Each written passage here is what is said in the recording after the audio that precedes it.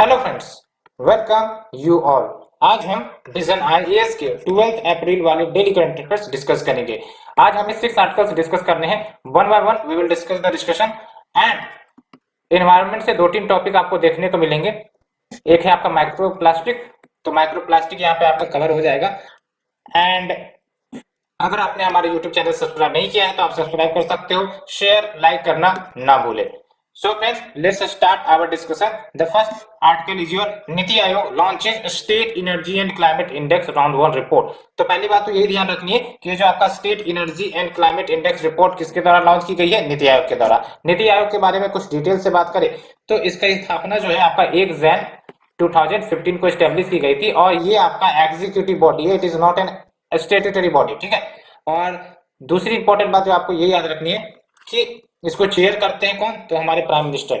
और अभी आपको बताना है कि सीईओ कौन है आपका नीति आयोग का, ठीक है।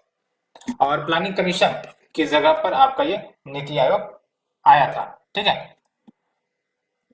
तो सबसे पहले हम सिलेबस देख लेते हैं। तो when you talk about syllabus तो देख सकते हो इंफ्रास्ट्रक्चर एनर्जी एंड जो फोकस एरिया है आपका रिपोर्ट एंड इट्स सिग्निफिकेंस।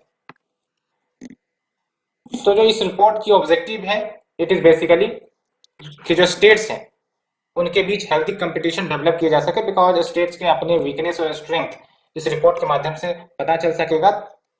तो जो स्टेट है वो बेटर परफॉर्म कर सकते हैं अपने वीक पैरामीटर्स के ऊपर, साथ ही साथ क्वालिटी एनर्जी सर्विसेज यूजर्स को प्रोवाइड किया जाए इन देयर स्टेट्स। और ये जो आपका इंडेक्स है 2019-20 के डाटा पर आधारित है और स्टेट को कैटेगराइज किया गया है based on size and geographical differences, like your larger states हो गए, स्मॉलर स्टेट्स हो गए एंड यूटीज हो गए, ठीक है। और ये जो आपका इंडेक्स है ये स्टेट के परफॉर्मेंस को 6 पैरामीटर्स के आधार पर रैंक करता है। 6 पैरामीटर्स याद रखिए, 6 पैरामीटर्स। तो वो कौन कौन से 6 पैरामीटर्स है जिस पर स्टेट्स की रैंकिंग आधारित है? एक है आपका डिस्कॉम परफॉर्मेंस। डिस्कॉम मतलब डिस्ट्रीब्यूशन कंपनीज की क्या परफॉर्मेंस है, कैसी परफॉर्मेंस है विभिन्न राज्यों में, उसका वेटेज आप देख सकते हो 40% है। ये सब आपको याद रखने की जरूरत नहीं है क्योंकि यहाँ से आई डोंट थिंक कि प्रीलिम्स के लिए पैरामीटर्स पर क्वेश्चन यहाँ से बनेंगे क्योंकि काफी लंबे लंबे ऑप्शंस हो सकते हैं, ठीक है। वैसे एक दो याद रख लेना। डिस्कॉम परफॉर्मेंस हो गया। Next is your access affordability and reliability of energy हो गई। Next is your clean energy initiative जो विभिन्न राज्य ले रहे हैं उसके आधार पर आप देख सकते हो 15% वेटेज है। एनर्जी एफिशिएंसी देख सकते हैं, इस पर आपका 6% वेटेज है। Environmental sustainability and new initiative, तो ये आपके 6 पैरामीटर्स को बेसिकली इंडिकेटर में कैटेगराइज किया जाता है। तो फिर 27 इंडिकेटर्स है लेकिन आपको पैरामीटर्स पर ही रुक जाने, ठीक है। और की फाइंडिंग की बात करें तो जो गुजरात है, केरला है एंड पंजाब है वो टॉप रैंकर्स रहे हैं in the larger state category. And अगर हम बात करें स्मॉलर स्टेट कैटेगरी में तो जो गोवा है, त्रिपुरा है, मणिपुर है, ये आपके टॉप परफॉर्मिंग स्टेट रहे हैं with in smaller state category. And अगर यूटीज की बात करें तो देख सकते हो Chandigarh, then your Delhi and Daman and Diu and Nagar Haveli, ठीक है। तो ये आपके अमंग यूटीज टॉप परफॉर्मेंस रहे। सिग्निफिकेंस क्या है इंडेक्स का? तो बेसिकली पहली बात तो ये कि ये जो आपका इंडेक्स रिलीज किया गया है जो वेरियस स्टेट्स के लिए एक प्रकार से रिपोर्ट कार्ड का काम करता है। तो इस रिपोर्ट का इस्तेमाल स्टेट्स एंड यूटीज कर सकती हैं to compare their performance and get improvement against their peers. दूसरी इंपॉर्टेंट बात यह है कि इस रिपोर्ट के माध्यम से जो पोटेंशियल चैलेंजेस है विभिन्न स्टेट्स की उसको एनालाइज किया जा सकता है and based on that better policy mechanism develop किए जा सकते हैं। जैसे फॉर एग्जांपल जैसे कि ए स्टेट है, अब वो जो है डिस्कॉम परफॉर्मेंस में काफी ज्यादा वीक है, तो इसका मतलब पता चल गया कि उनको किस पैरामीटर पर सुधार करनी है, तो डिस्कॉम परफॉर्मेंस पर सुधार करनी है, ठीक है। तो ये बातें हो जाती है। Next is your efficiently manage their energy resources, तो अपने एनर्जी रिसोर्सेज को एफिशिएंटली मैनेज कर सकते हैं। एंड क्या रिकमेंडेशंस की गई हैं तो देख सकते हो। पहली बात तो ये कि जो राज्य बेटर परफॉर्मिंग स्टेट्स है इन वेरियस पैरामीटर्स, तो आखिरकार वहां पर क्या बेस्ट प्रैक्टिसेस अपनाई जा रही हैं सो दैट वो बेटर परफॉर्म कर रहे हैं, उस बेस्ट प्रैक्टिसेस का इस्तेमाल वो राज्य कर सकते हैं जो उस पैरामीटर्स में वीक परफॉर्म कर रहे हैं, ठीक है। तो अपने परफॉर्मेंस को इंप्रूव करने के लिए बेस्ट प्रैक्टिसेस अडॉप्ट किए जा सकते हैं in better performing states. By other states. And next is your data updation and validation. ये प्रकार से प्रायोरिटी होनी चाहिए स्टेट गवर्नमेंट की गोइंग फॉरवर्ड, सो दैट वो बेटर पॉलिसीज बना सके। जैसे हम लोग सर्वे करते हैं, ठीक है, सर्वे करते हैं, सेंसस करते हैं, क्यों करते हैं? सो दैट हम बेटर पॉलिसी बना सके, हमें पता चले कि आखिरकार किस पर फोकस करना है, किस पर फोकस नहीं करना है। जैसे हम भी अगर कुछ स्टडी का टाइम टेबल बनाते हैं तो जो हम वीक सब्जेक्ट आइडेंटिफाई करते हैं, स्ट्रॉन्ग सब्जेक्ट आइडेंटिफाई करते हैं, वीक पर हम ज्यादा फोकस करते हैं, तभी तो हमारी जो एनर्जी है वो उन जगहों पर ज्यादा इस्तेमाल होंगी जहां हमें ज्यादा फोकस करना है, ठीक है। तो यही सिंपल सा आपको ध्यान में रखनी है। तो सिग्निफिकेंस ऑफ इंडेक्स आप कहीं और भी इस्तेमाल कर सकते हो, क्योंकि यहाँ पर देख सकते हो जेनरिक वर्ड्स है, जेनरिक सेंटेंसेस है, तो इसका इस्तेमाल आप कहीं और भी कर सकते हो। तो ये ध्यान रखना है। अगर नीति आयोग का रिपोर्ट आया तो ठीक है, या फिर कोई अन्य इंस्टीट्यूट की रिपोर्ट आई तो भी इस्तेमाल कर सकते हो, ठीक है, जो वेरियस स्टेट्स की रैंकिंग करता है। तो ये ध्यान रखना है। सो फ्रेंड्स, फर्स्ट आर्टिकल हमने डिस्कस किया along with details. Let's move to the second article. Indian Institute of Science study cautions microplastics in Kaveri river में बी हार्मिंग फिश। तो ये जो माइक्रोप्लास्टिक्स हैं, ये जो फिशेस हैं इन द कावेरी रिवर उनको हार्म कर रही हैं, इसके लिए काउशन किया गया है इंडियन इंस्टीट्यूट ऑफ साइंस के द्वारा, और ये बेसिकली स्टडी के आधारित पर है, ठीक है। माइक्रोप्लास्टिक क्या है उसे हम डिस्कस करेंगे, लेकिन first understand the syllabus. When we talk about syllabus, तो आप देख सकते हो फोकस एरिया है आपका microplastic, conservation, environmental pollution and degradation के टॉपिक के अंतर्गत आएगा। तो माइक्रोप्लास्टिक्स क्या होती है? बेसिकली ये प्लास्टिक प्रोडक्ट्स ही होते हैं, प्लास्टिक कंपोनेंट्स ही होती है, लेकिन जिसकी साइजेज जो है लेस देन 5 mm होती है। याद रखना है, साइज को अच्छे से याद रखना है, less than 5 mm in size. And इसमें आपके fragments, pellets, flakes, seeds, forms कुछ भी आ सकते हैं। साइज आपको ध्यान रखनी है, ठीक है। ये जो माइक्रोप्लास्टिक्स होती है ये वाटर बॉडीज में इंटर कर जाती है। कैसे इंटर कर जा सकती है? जाहिर सी बात है, फॉर एग्जाम्पल पॉल्यूटेड रिवर है, अब वो पॉल्यूटेड रिवर लेट से किसी लेक में पानी फिल करती है, तो वहां पर आपके जो माइक्रोप्लास्टिक कंटेनेंट है आ जाएंगे। या फिर यूं कह सकते हैं जो इंडस्ट्रियल इफ्लुएंट्स रिलीज की जाती है रिवर्स में, ठीक है, वहां से भी माइक्रोप्लास्टिक के कंटेंट आ सकते हैं। या फिर आपका जो एटमॉस्फेरिक डिपोजिशन, बिकॉज ये साइज में बहुत ही कम होते हैं तो एटमॉस्फेयर में भी मौजूद हो सकते हैं, और जब ये डिपॉजिट होंगे तो रिवर के ऊपर ही डिपॉजिट हो सकते हैं। या फिर आप देख सकते हैं run of from contaminated land या फिर म्युनिसिपल वेस्ट वाटर। तो ये सब आपके सोर्सेस है कैसे इंटर करते हैं माइक्रोप्लास्टिक, और यही सब जब आपके ओशियन के माउथ पर पहुंच जाते हैं तो ये ओशियन में इंटर कर जाते हैं, सी बॉडीज में इंटर कर जाते हैं, है ना। तो माइक्रोप्लास्टिक इज नॉट कि आपका रिवर तक रेस्ट्रिक्टेड है, यही रिवर सब कैरी करते हैं कहां पर? ओशियन में, सीज में, ठीक है। तो ये हमने डिस्कस किया माइक्रोप्लास्टिक के बारे में। अब आप देख सकते हो जो माइक्रोप्लास्टिक की स्टडी की गई वाटर बॉडीज में, इसके लिए 3 डिफरेंट लोकेशंस के सैंपल्स लिए गए, having the varying water speed, because water की जो स्पीड होती है वो पॉल्यूटेंट्स के कंसंट्रेशन को अफेक्ट करती है। दैट्स व्हाई 3 डिफरेंट लोकेशन से सैंपल्स कलेक्ट किए गए। क्या की फाइंडिंग है, हम इस पर फोकस करना है। तो देख सकते हो रमन स्पेक्ट्रोस्कोपी, ये एक इंस्ट्रूमेंट है, we will discuss about it. इस टेक्निक के माध्यम से माइक्रोप्लास्टिक्स एंड टॉक्सिक केमिकल्स, जिसमें आपके साइक्लोहेक्साइल फंक्शनल ग्रुप, ये केमिकल नाम है, इसको डिटेक्ट किया गया, ठीक है। तो इस केमिकल को डिटेक्ट किया गया, और यही केमिकल कहीं ना कहीं रेस्पॉन्सिबल है for damaging the fish, for harming the fish, ठीक है। ये जो रमन स्पेक्ट्रोस्कोपी है, ये एक प्रकार से non destructive chemical analysis technique है। इसके माध्यम से केमिकल के प्रेजेंस को डिस्कवर करते हैं, आइडेंटिफाई करते हैं, और ये डिटेल्ड इंफॉर्मेशन प्रोवाइड करता है वेरियस केमिकल्स की, like the structure, phase, molecular interactions, ठीक है। और ये जो केमिकल्स हैं that contain the cyclohexyl group, इसका इस्तेमाल एग्रीकल्चर एंड फार्मास्यूटिकल इंडस्ट्री में होता है। तो इसका मतलब क्या है? ये केमिकल अभी कहाँ मिले? कावेरी वाटर में। तो इसका मतलब इसका सोर्स क्या रहा होगा? एग्रीकल्चर और फार्मास्यूटिकल इंडस्ट्री। तो ये आपको लिंक करना है, ठीक है। साथ ही साथ अनस्टेबल मॉलिक्यूल जिसका नाम है रिएक्टिव ऑक्सीजन स्पीसीज, ये भी मिले हैं in the cells of the fish, और ये जो है कहीं ना कहीं फिशेस की जो डीएनए उसको डैमेज कर रहे हैं। अब डीएनए डैमेज होने का मतलब जेनेटिक प्रॉब्लम्स अराइज हो जाएंगी। जब भी हम बात करते हैं डीएनए में कुछ गड़बड़ी आने की, तो ये जेनेटिक डिसफंक्शनलिटी को जन्म देगा, ठीक है। तो इसके कारण आप देख सकते हो फिशेस में skeletal deformities, DNA damage, early cell death, heart damage and increase mortality, ये सब आपके इंसिडेंट्स होने लग जाएंगे।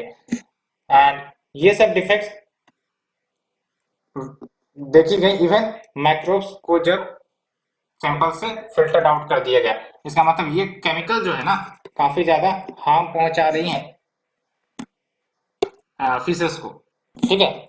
एंड जो वाटर के सैंपल्स लिए गए फ्रॉम दीज साइट्स, यहाँ पर आपके माइक्रोब्स की भी प्रेजेंस देखने को मिली। माइक्रोब्स की प्रेजेंस होने का मतलब क्या है, वो इंडिकेट करता है, इंडिकेटर है, बायो इंडिकेटर है वाटर कंटेमिनेशन का। जैसे आपका साइक्लोप्स, ये कुछ नाम याद रख सकते हैं क्योंकि पूछ लिया जाएगा एनवायरमेंट में कि डेफिनिया, ई कोली, ये सब क्या है। तो बेसिकली ये सब आपके माइक्रोब्स हैं, ठीक है।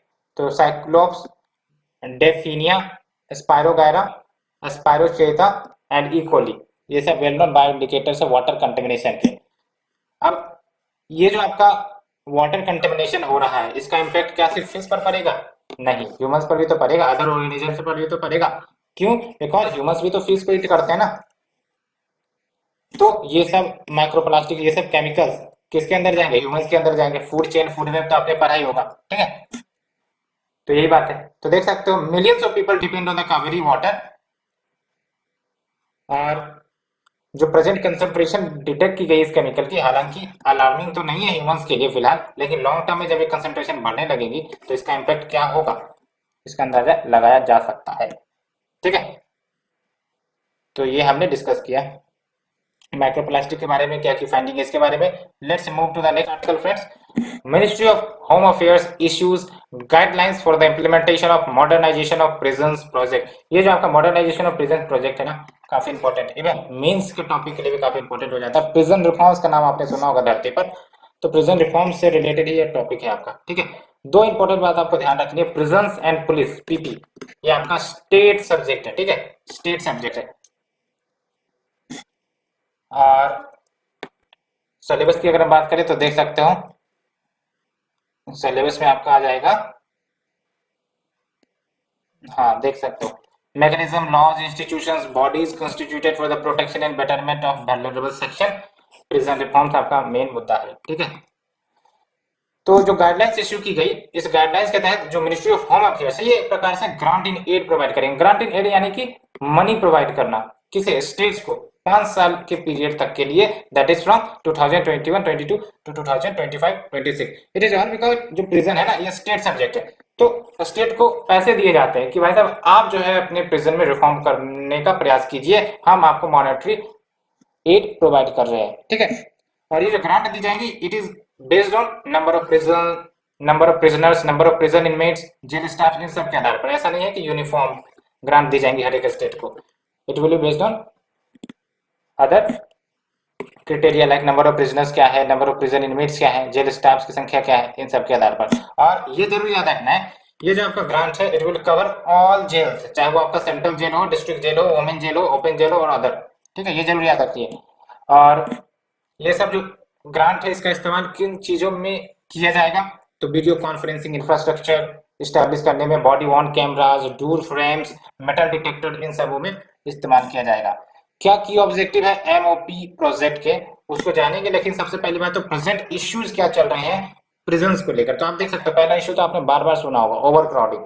डाटा आपको याद रखनी है, 2019 में प्रिजन्स जो है 118.5% ऑफ देयर कैपेसिटी से फिल्ड अप थे। सिंपल अगर कहे तो लेट्स से कि 100 की कैपेसिटी है, तो पता चला कि 118.5 प्रिजनर्स वो रखे गए। अच्छा, एक सीसेट का क्वेश्चन, अगर 50 प्रिजनर्स होंगे तो फिर आप हमें बताओ कि कितने प्रिजनर्स रखे गए होंगे, अगर हम बात करें 118.5% की, तो आप हमें बताओ कितने होंगे?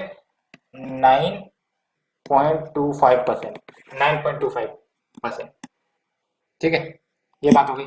और क्या आपके इश्यूज निकल कर आते हैं? Indiscipline, aggression and violence by inmates, and lack of advance security system, तो प्रॉपर सिक्योरिटी सिस्टम नहीं है, ठीक है।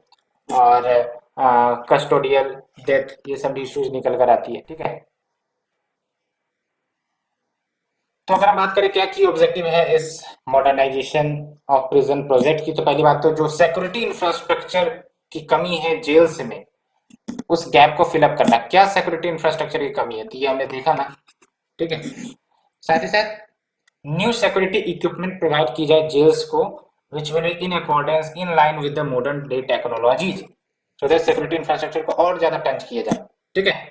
एंड फिर आप देख सकते हो करेक्शनल एडमिनिस्ट्रेशन पर फोकस किया जाएगा। ये कीवर्ड अच्छे से याद रखना, करेक्शनल एडमिनिस्ट्रेशन। इसमें बेसिकली एटीट्यूड चेंज लाने का प्रयास किया जाएगा in the mindset of prison officials, ठीक है, कि वो जो है प्रिजनर्स के साथ अच्छे बिहेव करे, अच्छे ट्रीट करे, ठीक है। कैसे? एक्सटेंसिव ट्रेनिंग के माध्यम से, साथ ही साथ एप्रोप्रिएट प्रोग्राम्स इंट्रोड्यूस किए जाएंगे इनमेट्स के लिए। सिग्निफिकेंस क्या है प्रिजन रिफॉर्म्स का, ये आप अच्छे से ध्यान रखना मीन्स के लिए। पहली बात तो ये कि प्रिजन आपका स्टेट सब्जेक्ट है, 7th शेड्यूल में आता है, and it is an integral part of our criminal justice system. And prison का क्या काम होता है आपको पता है, जो भी ऑफेंडर्स है उसको कस्टोडियल सेग्रीगेशन में रखे जाते हैं। एंड दूसरी इंपॉर्टेंट बात यह है कि जो ऑफेंडर्स है ना, तो ऑफेंडर्स को एक प्रकार से सुधारने का गृह है, एक प्रकार से, है ना, ठीक है। सो दैट जब वो जेल से बाहर निकले तो दोबारा वो क्राइम या ऑफेंड ना करे, तो it helps offenders integrating with the society again, ठीक है। अदर स्टेप जो लिए गए सेंट्रल गवर्नमेंट के द्वारा, देख सकते हो we have the E prisons project, जिसका एम है इफिशिएंसी इंट्रोड्यूस किया जाना इन द प्रिजन मैनेजमेंट। कैसे? डिजिटाइजेशन के माध्यम से। मॉडल प्रिजनर मैनुअल 2016 जो सारे स्टेट्स एंड यूटीज में सर्कुलेट की गई थी फॉर देयर गाइडेंस। तो फ्रेंड्स ये हमने डिस्कस किया, प्रेजेंट स्टेटस भी देख लिया हमने। अब हम बात करते हैं नेक्स्ट आर्टिकल की। Centre plans new export promotion council for technical textile. Technical textile, textiles की तो हम बात करते ही हैं, जो कपड़े हम लोग पहनने में यूज करते हैं वो सब हो गया टेक्सटाइल्स, ठीक है। टेक्निकल टेक्सटाइल्स का मतलब क्या हुआ? टेक्निकल टेक्सटाइल्स जो है हम पहनने के लिए इस्तेमाल नहीं करते, लेकिन बहुत सारे सेक्टर्स में इसके इस्तेमाल होते हैं। फॉर एग्जांपल ऑटोमोबाइल सेक्टर में जैसे आपके सीट कवर हो गए, गाड़ी के सीट कवर हो गए, ठीक है, सीट बेल्ट हो गए, ठीक है, तो ये सब आपके टेक्निकल टेक्सटाइल्स में आएंगे, तो ये ध्यान रखिए टेक्निकल टेक्सटाइल्स, ठीक है। देख सकते हैं स्पोर्ट्स के फील्ड में जो इस्तेमाल होते हैं, तो बहुत सारे इसके इस्तेमाल है, ठीक है। तो हम डिटेल से बात करेंगे टेक्निकल टेक्सटाइल्स की, लेकिन सबसे पहली बात मूव टू द सिलेबस। तो सिलेबस में आपका इंडियन इकोनॉमी आएगा, उसमें आपका आएगा टेक्निकल टेक्सटाइल। देख सकते हैं Indian economy and issues related to planning mobilisation of resources, technical textile the topic. Positives की बात करेंगे, इनिशिएटिव्स की बात करेंगे, ठीक है। क्यों गवर्नमेंट टेक्निकल टेक्सटाइल पर ज्यादा फोकस करे? बिकॉज इसका मार्केट डिमांड काफी ज्यादा है, लेकिन अगर हम एक्सपोर्ट की बात करें भारत से तो काफी कम है। तो क्यों ना एक्सपोर्ट को बढ़ाया जाए जब प्रोडक्शन की क्षमता है तो, ठीक है, ये जरूर याद रखनी। तो गवर्नमेंट बेसिकली प्लान कर रही है कि separate export promotion council setup करेगी सो दैट टेक्निकल टेक्सटाइल्स के एक्सपोर्ट को बूस्ट किया जा सके। अभी जो प्रेजेंट स्टेटस है, इसके तहत जो टेक्सटाइल्स एंड क्लॉथिंग सेक्टर है उसको प्रमोट करने के लिए we have the export promotion council, ठीक है। लेकिन ये जो आपका टेक्निकल टेक्सटाइल के लिए ईपीसी सेटअप किया जाएगा, it will be a new addition in the textile field. जब हम बात करते हैं टेक्निकल टेक्सटाइल की, तो इसको तो हमने और डेफिनेशन में बता ही दिया, एग्जांपल देखा। तो these are also textile materials and products, लेकिन इसका प्राइम यूज जो है technical performance and functional properties में किया जाता है रेदर देन एस्थेटिक्स या फिर डेकोरेटिव कंस्ट्रक्शन, ठीक है। और टेक्निकल टेक्सटाइल्स को ब्रॉडली 12 कैटेगरीज में बांटा गया है, जैसे ये देख लो, tech tech, home tech, cloth tech, ऑफ टैग, मोबी टैग, नाम से पता चल रहा है। बिल्ड टैग बिल्डिंग में, एग्रो टैग एग्रीकल्चर में, है ना, मेड टैग मेडिसिन में, ठीक है, जियो टैग, स्पोर्ट टैग, ये सब आपके टाइप है। अब क्यों भारत इस पर फोकस कर रहा है? तो एक डाटा आपको ध्यान रखना है, टेक्निकल टेक्सटाइल प्रोडक्ट्स का अगर हम वर्ल्ड मार्केट साइज देखें तो आपका लगभग $250 बिलियन का है। अब एक बार आप मार्केट साइज को अच्छे समझ लो। जब हम बात करते हैं मार्केट साइज की, जैसे हमने टेक्निकल टेक्सटाइल की बात की, तो वर्ल्ड ओवर में जो खरीदार है, बायर्स, लगभग $250 billion in terms of value का वो बाय करते हैं, $250 बिलियन, ठीक है। लेकिन इंडिया का शेयर क्या है? ओनली 6% ऑफ दैट, ठीक है। तो ये मार्केट साइज को अच्छे से समझ लेनी जरूरी थी, इसलिए मैंने मार्केट साइज को एक्सप्लेन किया। मार्केट साइज मतलब पोटेंशियल बायर जो उस प्रोडक्ट के हैं, और उसी को हम वैल्यू के टर्म्स में डिनोट करते हैं, तो मार्केट साइज निकल जाता है इन टर्म्स ऑफ वैल्यू, ठीक है।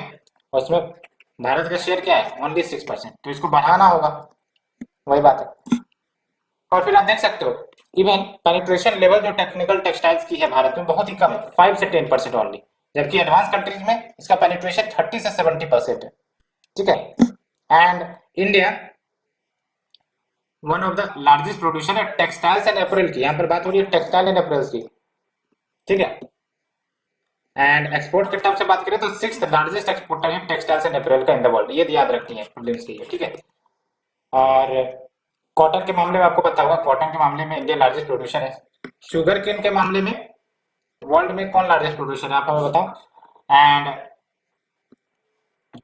बॉक्साइट या फिर अल्मोनियम, अल्मोनियम के मामले में वर्ल्ड का लार्जेस्ट प्रोड्यूसर कौन है। ये सब क्वेश्चन ऑप्शंस में आपको पूछ लिए जाएंगे, दैट्स व्हाई मैंने आपको ये पूछा है, तो आप कमेंट सेक्शन में बता सकते हो। अगर हम बात करें एडवांटेजेस क्या है टेक्निकल टेक्सटाइल्स के, तो ये कॉस्ट इफेक्टिवनेस, ड्यूरेबिलिटी काफी ज्यादा रहती है, हाई स्ट्रेंथ रहता है इन प्रोडक्ट्स में, लाइट वेट होता है, वर्सेटाइल इन नेचर होती है, यूजर फ्रेंडली होती है। तो स्टेप्स क्या लिए गए to boost the technical textile, तो स्टेप्स में जाहिर सी बात है गवर्नमेंट के कुछ 2-3 स्टेप्स या स्कीम्स बता दोगे आप। तो we have the national technical textile missions, जिसके तहत पेनिट्रेशन लेवल जो है टेक्निकल टेक्सटाइल्स का वो बढ़ाने का टारगेट रखा गया फॉर द पीरियड 2020 टू 2023-24। एंड ये जरूर याद रखें 100% एफडीआई को अलाउ कर दी गई है अंडर द ऑटोमेटेड रूट्स, ये जरूर याद रखें 100% FDI allowed in the textile sector. And साथ ही साथ टेक्नोलॉजी अपग्रेडेशन फंड स्कीम को अपग्रेड किया गया है। ठीक है। तो ये फ्रेंड्स हमने डिस्कस किया डिटेल से। Let's move to the next article. World stockpile of nuclear weapons increasing, ये report basically nuclear weapons ban monitor ने दिया है जानकारी। ठीक है। वैसे तो बोला जाता है कि न्यूक्लियर वेपन्स कम किए जाएंगे, विश्व भर में कम किए जाएंगे, लेकिन रिपोर्ट में ये पता चल रही है कि कम ना होके बढ़ रही है। ठीक है। तो ये भी एक इंडिकेशन है कि किस प्रकार से बोलने और करने में डिफरेंस होता है। ठीक है। एग्रीमेंट्स और रियलिटी में डिफरेंस होता है। ठीक है। तो ये बातें हो गई, तो सिलेबस डिस्कस करते हैं। तो देख सकते हैं important international institution agencies forum and there structure and there mandate, और न्यूक्लियर स्टॉक पाइल आपका मेन मुद्दा होगा। ठीक है। तो ये जो रिपोर्ट लाई गई इसका मेन ऑब्जेक्टिव यही है कि ट्रैक किया जाए regarding the progress made to eradicate the world of nuclear weapons, जो आपके treaty on prohibition of nuclear weapons में भी बोला गया है। और ये ध्यान रखना है treaty of prohibition of nuclear weapon की जब हम बात करते हैं तो अभी हाल फिलहाल में यानी कि 2021 में ही फोर्स में आए थे, लेकिन आपको पता होगा ये जो बड़े बड़े देश है लाइक आपके यूएस है, ठीक है, चाइना है, इंडिया है, फ्रांस है, इजराइल है, वो हम डिस्कस करेंगे, ये अभी ज्वाइन नहीं किए हैं इस ट्रीटी को, तो ये ध्यान रखिए। तो जब हम बात करते हैं टीपीएनडब्ल्यू की यानी कि कहा गया नाम treaty on prohibition of nuclear weapons, तो ये लीगली बाइंडिंग इंस्ट्रूमेंट है, याद रखना it is legally binding instrument जिसके माध्यम से न्यूक्लियर वेपन्स के प्रोलिफरेशन को प्रोहिबिट किया जाता है एंड अल्टीमेटली टोटल एलिमिनेशन की बात की जाती है। दैट्स व्हाई ये ध्यान रखो क्या ऑब्जेक्टिव है, एक तो लीगली बाइंडिंग है, दूसरी इंपॉर्टेंट बात ये है कि टोटल एलिमिनेशन की बात करता है। इसीलिए ये जो आपके बड़े बड़े न्यूक्लियर वेपन स्टेट्स हैं, वर्ल्ड्स 9 न्यूक्लियर आर्म्ड स्टेट जैसे चाइना है, पाकिस्तान है, इंडिया है, इजराइल है, नॉर्थ कोरिया है, रशिया है, यूनाइटेड किंगडम है, यूनाइटेड स्टेट्स है, इन्होंने अभी ज्वाइन नहीं किया है। ठीक है। क्या की फाइंडिंग है आप देख सकते हो, वर्ल्ड के जो 9 न्यूक्लियर आर्म्ड स्टेट है जिसकी नाम हमने ली अभी, इनके पास कंबाइंड आर्सेनल लगभग कितने का है, 12,705 वॉर हेड का है अगर 2022 के बिगिनिंग की बात करें तो। और आप देख सकते हो 90% of world's nuclear warhead किसके पास है, रशिया और यूएस के पास, समझ में। एंड कंट्री जैसे आपके China, India, north Korea, Pakistan, ये अपने स्टॉक पाइल्स को बढ़ा रहे हैं। ठीक है। एंड जिस रेट पर ये बढ़ रहा है अगर ऐसा ही चलता रहा तो जो डिक्लाइन का पेस है न्यूक्लियर वेपन्स को लेकर वो रिवर्स हो जाएगा। ठीक है। केमिकल कंटेनिंग, ये तो पिछले वाले आर्टिकल का ही छाप दिया यहाँ पे। तो अगर हम बात करें एनडब्ल्यूबीएम की यानी कि जिन्होंने रिपोर्ट जारी किया है, क्या नाम है इसका, न्यूक्लियर वेपन्स बैन मॉनिटर। ठीक है।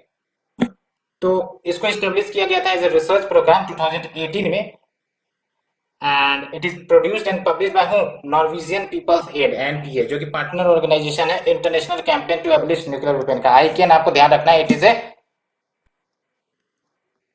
कोलिशन ऑफ एनजीओ, जिसका मेन ऑब्जेक्टिव यही है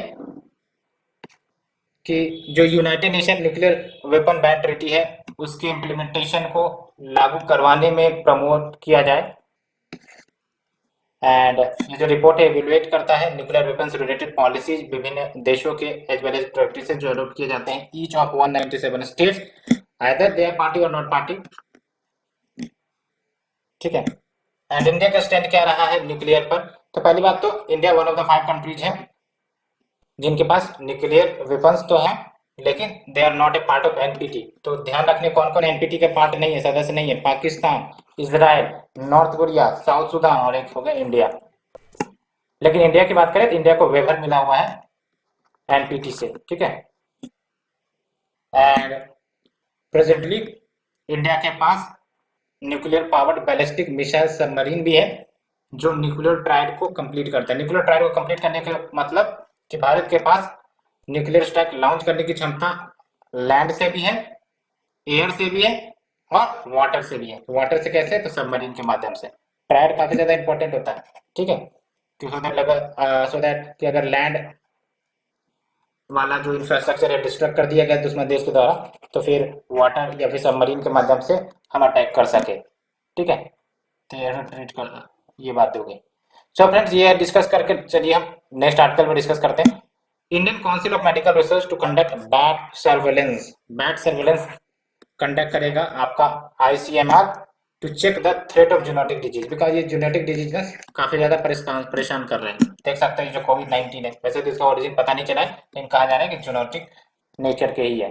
ठीक है। जूनोटिक का मतलब क्या होता है? एनिमल से ह्यूमंस में ट्रांसफर होने वाला जो आपका डिजीज है उसको हम कहते हैं जूनोटिक डिजीज। ठीक है।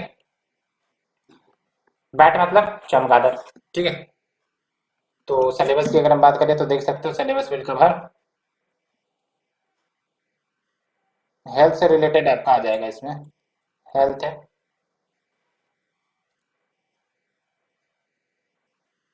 हेल्थ का आ गया। हाँ ये देख लो मैंने लिखा ही नहीं, ये आपका अच्छा है preventing zoonotic disease. Zoonotic disease आपका टॉपिक है। तो सबसे पहली बात तो जूनोटिक डिजीज को ही डिस्कस कर लेते हैं। तो जूनोटिक डिजीज बेसिकली डिजीज है ना। और ये आपका ह्यूमन पॉपुलेशन को पास ऑन हो जाती है कहाँ से? एनिमल सोर्स से। जैसे एग्जांपल अगर बात करें तो इबोला वायरस डिजीज है। ठीक है। कैशनोट फॉरेस्ट डिजीज है, middle east respiratory syndrome MER है। अब ये कोविड क्यों नहीं डाला गया यहाँ पर? क्योंकि कोविड पर कंफर्मेशन अभी नहीं आई है ना। तो ये ध्यान रखना है। एंड ये जो ट्रांसमिशन होते हैं जूनोटिक डिजीज के फ्रॉम एनिमल्स टू ह्यूमंस, ये डायरेक्ट कांटेक्ट के माध्यम से भी हो सकते हैं या फिर फूड, वाटर, इन सब के कारण भी हो सकते हैं। एंड देख सकते हैं आप 60% ऑफ द ह्यूमन इन्फेक्शंस जो होते हैं वो कहीं ना कहीं एनिमल ओरिजिन के ही होते हैं। और in fact 75% of the emerging infectious disease आपके जूनोटिक नेचर के हैं। एंड देख लो 7 एंथ्रोपोजेनिक फैक्टर्स जो आइडेंटिफाई की गई हैं जूनोटिक डिजीज के राइज होने में कि आखिरकार क्यों जूनोटिक डिजीज इतनी ज्यादा बढ़ती दिख रही है। तो उसके साथ एंथ्रोपोजेनिक यानी कि ह्यूमन लेड फैक्टर। तो एक्चुअली है कि जो एनिमल प्रोटीन की डिमांड है वो बढ़ती जा रही है, पॉपुलेशन बढ़ता जा रहा है, डिमांड जो है एनिमल प्रोटीन की बढ़ती जा रही है। ठीक है। साथ ही साथ देख सकते हो एनिमल प्रोटीन यानी कि जो हम लोग नॉन वेज खाते हैं ना एनिमल प्रोटीन के लिए, वो बात हो गई। एंड साथ ही साथ इंटेंस एंड अनसस्टेनेबल फार्मिंग में बढ़ोतरी हो रही है along with increased use and exploitation of wildlife, है ना। wildlife का exploitation काफी ज्यादा हो रहा है for various purposes, unsustainable utilization of natural resources। अब जैसे for example forest is a home of many biodiverse species, चमगादड़ का भी घर हो सकता है। अब हमने इस फॉरेस्ट को काट दिया तो ये जो सारे स्पीसीज के घर है वो तो तहस नहस हो गए। अब ये जाएंगे कहाँ? तो हो सकता है ये ह्यूमन हैबिटेट में आ जाए और जैसे ही ह्यूमन हैबिटेट में आएंगे तो जाहिर सी बात है इन्फेक्शन आ सकती है। ये बात है। ठीक है। ट्रेवल एंड ट्रांसपोर्टेशन के माध्यम से changes in the food supply chains, climate change crisis. तो क्लाइमेट चेंज क्राइसिस भी एक बड़ा इफेक्ट डाल सकता है जूनोटिक डिजीज के स्प्रेड होने में, समझ में आया? एंड सॉल्यूशन क्या है? तो one health approach. One health approach में क्या होता है? इन्वायरमेंट का भी केयर रखो, अदर ऑर्गेनिज्म का भी केयर रखो। ठीक है। और अपना भी केयर रखो, यानी कि ह्यूमन का अगर केयर रखना है तो हमें इन्वायरमेंट का केयर रखना पड़ेगा एंड जो ऑर्गेनिज्म मौजूद है उनका भी केयर रखना पड़ेगा। ये होता है आपका वन हेल्थ अप्रोच। सो अपने जी हमने डिस्कस किया ऑल दीज आर्टिकल्स। हाँ ये हमने टाइटल नहीं डिस्कस किया था, देख सकते हो।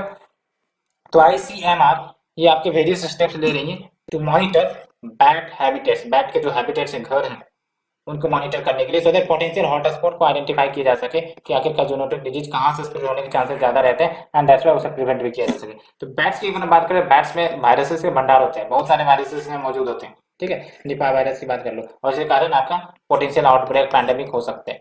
निपा वायरस की ही बात करें तो इसको 1999 में डिस्कवर किया गया था after N outbreak of disease in the pigs and people in Malaysia and Singapore.